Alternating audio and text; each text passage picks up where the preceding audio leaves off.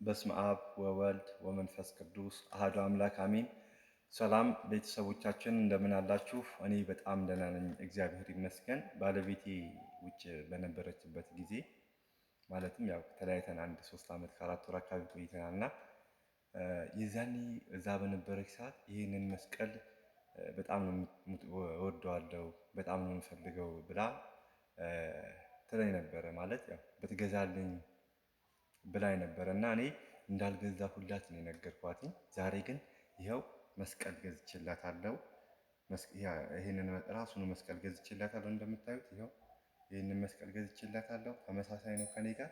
እኔ ግን መስቀል ብቻ አይደለም የገዛሁላት፣ ሌላም ስጦታ ገዝቼላታለሁ። ምንድነው እሱም? ይኸው እንደምታዩት ቤተክርስቲያን ለምትሄድበት ነጠላ፣ ትዳሯንና ቤቷን እንድታከብር ኦርቶዶክሳዊት ቤተሰብ የሚል ሌላም 3 ስጦታ። ምክንያቱም አንድ ብቻ ስጦታ አይሰጥምና፣ እስቲ ዛሬ ፊሊንጓን እንየው፣ እንጥራት እስቲ አብረን። ውዴ እማ ነይ እስቲ። እየመጣች ነው እንግዲህ፣ አብረን እናያት ምን እንደምትመስል። ደህና ነሽ እናቴ? እንዴት ነሽ? ባለፈው ትዝ ይልሻል መስቀል ግዛልኝ ምናምን ብለሽኛል ነበረ እንዴ? ይኸው የኔ እናት መስቀል ብቻ አይደለ? ይኸው ነጠላም፣ ይኸው ደግሞ እንግዲህ ያው ኦርቶዶክሳዊ ቤተሰብ የሚል ይኸው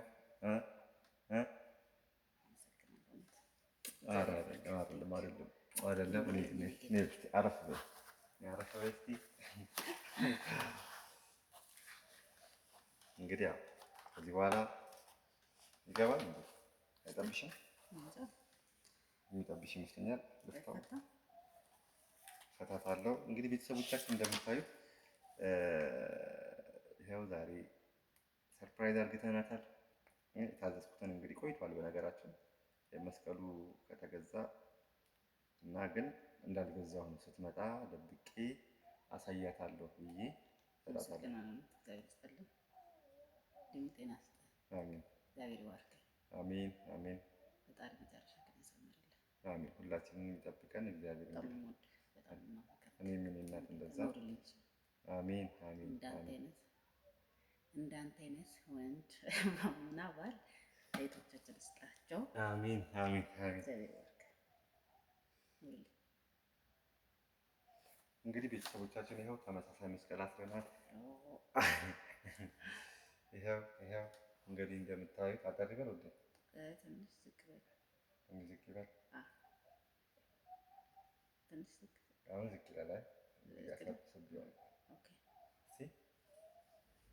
ይኸው እንግዲህ ተመሳሳይ እንትን ነው። እናመሰግናለን። እሺ ባይ